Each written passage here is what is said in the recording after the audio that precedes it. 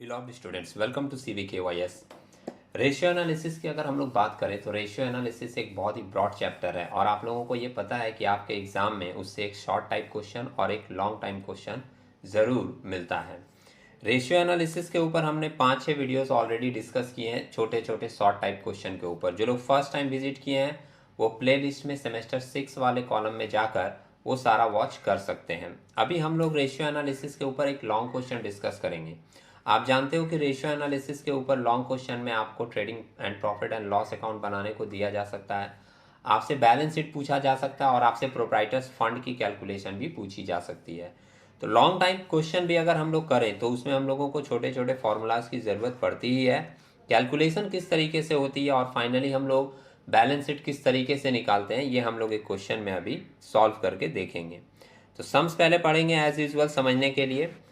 Illustration number 14 आप यहाँ पर देख रहे हो, आपके 2 बार ये क्वेश्चन पूछा गया है CU BCom ऑनर्स 2000 और 2011 में। सबसे पहले मेंशन किया है from the following information prepare the balance sheet of M limited as on 31 December 2019। एक कंपनी का बैलेंस शीट बनाना है तो कंपनी के बैलेंस शीट की जो फॉर्मेट है वो आपको फॉलो करनी पड़ेगी। करंट रेशियो दिया है 2:1। हम लोग जो भी रेशियो पढ़ेंगे साथ ही साथ उसके फॉर्मूलाज को भी मेमोराइज करते चलेंगे। जैसे करंट रेशियो अगर हमारे सामने आया, आपको अच्छे से पूरा का पूरा प्रैक्टिस है, फॉर्मूलाज याद है, तो आपके दिमाग में आ जाएगा कि करंट रेशियो इक्वल टू होगा current assets divided by current liabilities. दूसरा लिखा है लिक्विड रेशियो। लिक्विड रेशियो दिया 1.25:1। लिक्विड रेशियो जब हम लोग करते हैं तो लिक्विड रेशियो का फॉर्मूला हम लोग लेते हैं current assets minus within bracket लेते हैं इन्वेंट्रीज प्लस प्रीपेड एक्सपेंसेस और डिवाइड में रहता है current liabilities minus bank overdraft.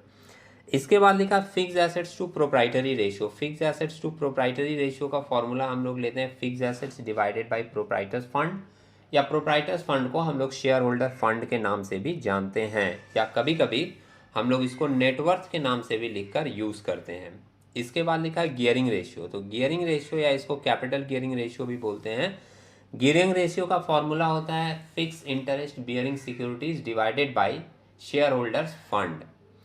इसके बाद मेंशन किया वर्किंग कैपिटल। तो वर्किंग कैपिटल का फॉर्मूला हम लोग लेते हैं current assets minus current liabilities. Reserve and surplus आपका सम्स में दिया हुआ है 2000, वर्किंग कैपिटल भी दी हुई है 8000 की, बैंक ओवरड्राफ्ट दिया हुआ है 2000 और लॉन्ग टर्म लोन या लॉन्ग टर्म बोरोविंग्स दिया हुआ है नील।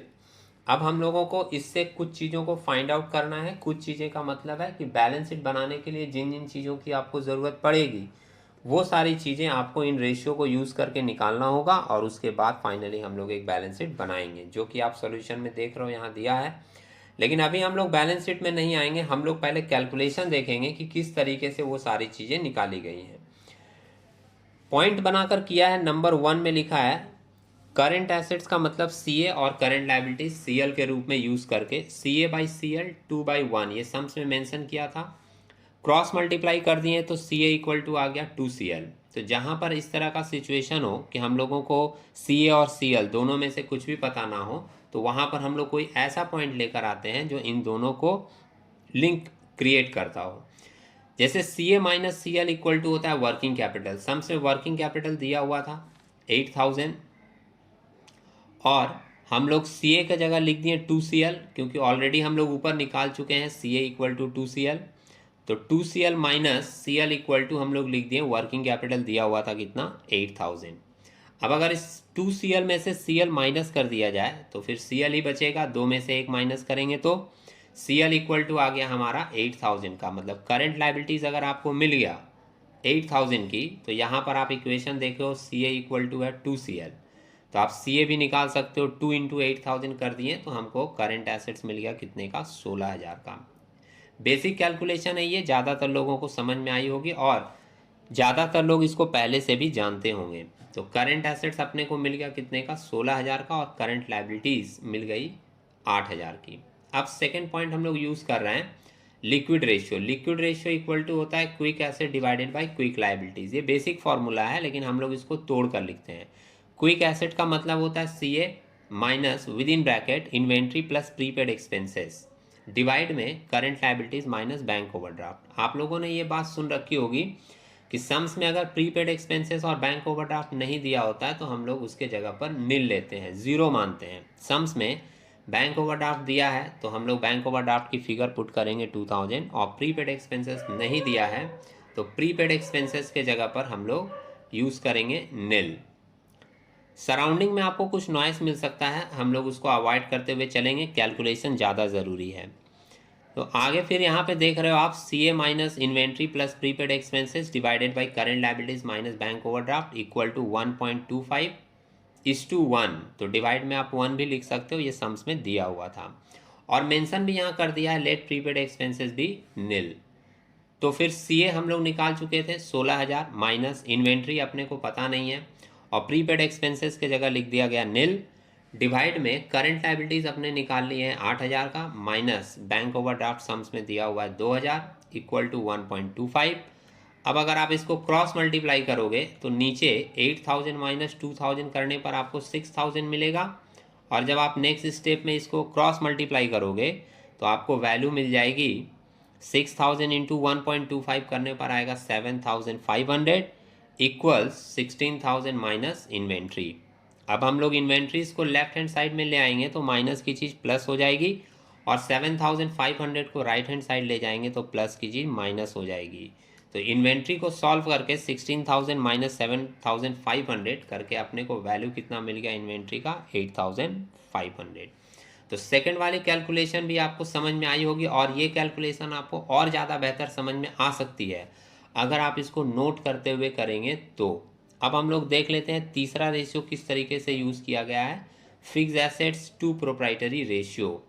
Fix assets to proprietary ratio के लिए सबसे पहले लिखा गया शेयर होल्डर फंड, क्योंकि जब हम लोग उस रेशियो को यूज़ करेंगे तो शेयर होल्डर फंड की ज़रूरत पड़ेगी। शेयर होल्डर फंड का एक फॉर्मूला होता है, मेंशन किया है यहाँ पर, fix assets plus current assets minus current liabilities minus long term borrowings. आप लोग देखते चलिएगा, कुछ वर्ड हो सकता है आपको दिखे ना, थोड़ा सा लाइट है, लेकिन मैं बोलता रहूँगा तो आपको ये चीज़ समझ में आएगी। Share holder fund equal to लिखा है fix assets plus current assets minus current liabilities minus long term borrowings.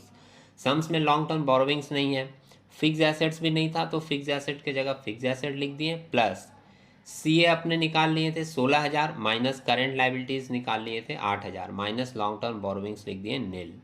Equals में हम लोग लिखें फिक्स एसेट्स प्लस 16,000 माइनस 8,000 करके आ गया 8,000। अब हम लोग प्रोप्राइटरी रेशियो यूज़ करेंगे। शेयर होल्डर फंड के जगह हमारा वैल्यू आया है fix assets plus 8,000। Fix assets divided by share holder fund equal to होगा fix assets to proprietary ratio, या आप ऐसे भी लिख सकते हो fix assets to proprietary ratio equal to fix assets divided by share holder fund. अब fix assets to proprietary ratio sums में दिया है 0.75:1, तो अपने अगला स्टेप लिखें fix assets divided by fix assets plus 8,000। वो जो नीचे शेयर होल्डर फंड है ना, वो शेयर होल्डर फंड के जगह हम लोग लिख सकते हैं फिक्स एसेट्स प्लस 8,000, यहाँ पर निकाल लिए हैं ऑलरेडी। इक्वल्स लिख दिए 0.75 डिवाइडेड बाई 1। अब अगर आप इसको क्रॉस मल्टीप्लाई करें तो फिक्स एसेट्स इंटू 1 करेंगे तो फिक्स एसेट्स ही आएगा, और 0.75 से जब करेंगे तो 0.75 फिक्स एसेट्स प्लस 8,000 इंटू 0.75 करेंगे तो आपको मिलेगा 6,000। अब जो फिक्स एसेट वाला फिगर है उसको एक साइड ले आए तो fix asset minus 0.75 fix asset equal to आएगा आपका 6,000। फिक्स एसेट 1 है, इसमें से 0.75 फिक्स एसेट को अगर आप माइनस करोगे, 1 में से 0.75 माइनस होगा तो बचेगा 0.25। Fix assets equal 6,000। पता है आपको मल्टीप्लाई की चीज़ जब अपोजिट साइड में जाती है तो डिवाइड में आ जाती है, तो फिक्स एसेट्स इक्वल्स हम लोग लिख दिए 6,000 डिवाइडेड बाई 0.25, और इसको अगर आप कैलकुलेटर में 6,000 डिवाइडेड बाई 0.25 करोगे तो आपको वैल्यू मिल जाएगा फिक्स एसेट्स इक्वल टू 24,000। अब फिक्स एसेट अगर आपको 24,000 मिल गया तो आप इस इक्वेशन में पुट करेंगे फिक्स एसेट्स वाले में, तो आपको मिल जाएगा share holder fund equal to fix assets plus 8,000 था, 24,000 का आपका फिक्स एसेट आया, उसमें ऐड कर दिए हम लोग 8,000, तो अपने को शेयर होल्डर फंड मिल गया कितने का, 32,000 का। अब हम लोग लेते हैं शेयर होल्डर फंड मिलने के बाद next step, gearing ratio. Gearing ratio का फॉर्मूला होता है हमारा fix interest bearing securities divided by equity share holder fund. Fix interest bearing securities में दो चीज़ें आती हैं, डिवेंचर आता है और प्रेफरेंस शेयर्स आता है, जनरली लॉन्ग टर्म बोरोविंग्स भी आता है। लेकिन सम्स में लॉन्ग टर्म बोरोविंग्स नहीं दिया है, डिवेंचर नहीं दिया है, तो हम लोग सिर्फ ये मानेंगे कि फिक्स इंटरेस्ट बियरिंग सिक्योरिटीज़ में हमारा सिर्फ क्या रहेगा, प्रेफरेंस शेयर कैपिटल। अब हम लोग फॉर्मूला को थोड़ा सा चेंज करके लिखें तो ऊपर में यहाँ मेंशन कर सकते हैं preference share capital divided by equity share holder fund. ध्यान रखिएगा, जब शेयर होल्डर फंड बोला जाता है तो शेयर होल्डर फंड में इक्विटी शेयर कैपिटल भी आता है, प्रेफरेंस शेयर कैपिटल भी आता है और रिजर्व एंड सरप्लस भी आता है। लेकिन जब इक्विटी शेयर होल्डर फंड बोला जाता है तो उसमें सिर्फ दो चीज़ें आती हैं, इक्विटी शेयर कैपिटल और रिजर्व एंड सरप्लस।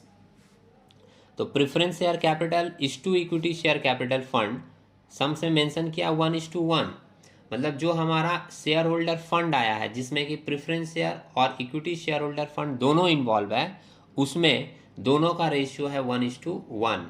और शेयर होल्डर फंड हम लोग निकाल चुके हैं कितने का, 32,000 का। तो सिंपली अगर आप 1:1 के रेशियो में भी इसको बांट दोगे तो प्रेफरेंस शेयर का वैल्यू भी होगा हाफ, 32,000 का हाफ होगा 16,000, और इक्विटी शेयर फंड का भी वैल्यू होगा हाफ, 32,000 का हाफ करेंगे तो आएगा 16,000। आप देखिए कैलकुलेशन यहाँ दिखाया है, प्रेफरेंस शेयर कैपिटल 32,000 इंटू 1/2, जब 1:1 का रेशियो है तो 1/2 एक को मिलेगा, 1/2 दूसरे को मिलेगा। तो प्रेफरेंस शेयर कैपिटल आ गया 16,000। इक्विटी शेयर होल्डर फंड इसमें भी लिखा है 32,000 इंटू 1/2 और ये भी कितना निकाला है, 16,000।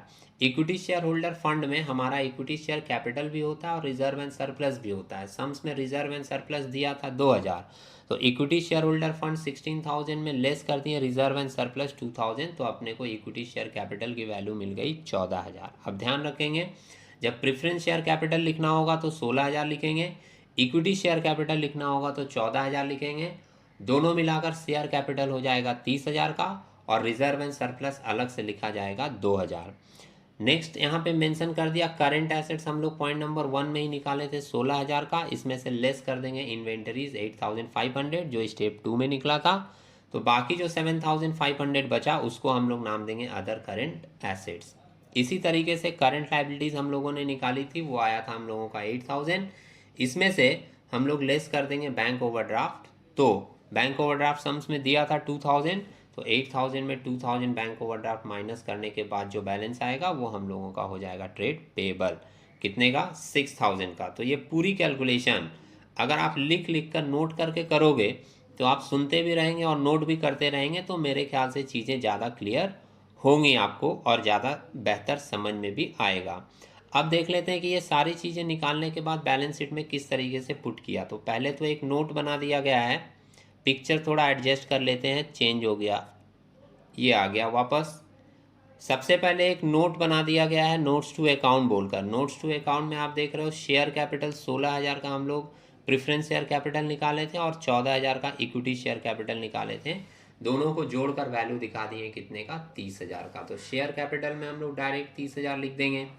अब आप बैलेंस शीट देख सकते हो, बैलेंस शीट के ऊपर कंपनी का नाम नहीं मेंशन किया, एम लिमिटेड था, तो अपने जब बनाएंगे तो ऊपर लिख देंगे M limited, balance sheet as at 31 December 2019, particulars note number amount. पहला इक्विटी एंड लाइबिलिटीज़ में नंबर 1 लिखते हैं share holder fund, A share capital note number 1 में यहाँ पर अपने दिखाए हैं 30,000 का, 30,000 आ गया। बी लिख देंगे रिजर्व एंड सरप्लस 2,000 सम्स में ही दिया है। नंबर 2 में करंट लाइबिलिटीज़ लिखा है क्योंकि लॉन्ग टर्म बोरोविंग्स कुछ भी नहीं था, तो करंट लाइबिलिटीज़ में शॉर्ट टर्म बोरोविंग्स में बैंक ओवरड्राफ्ट दिखाया गया जो कि सम्स में ही दिया था 2,000, और ट्रेड पेबल हम लोग लास्ट वाले नोट में निकाल लिए थे जो कि आया था 6,000। तो ये टोटल लाइबिलिटीज़ वाला जोड़कर हमारा आया है 40,000।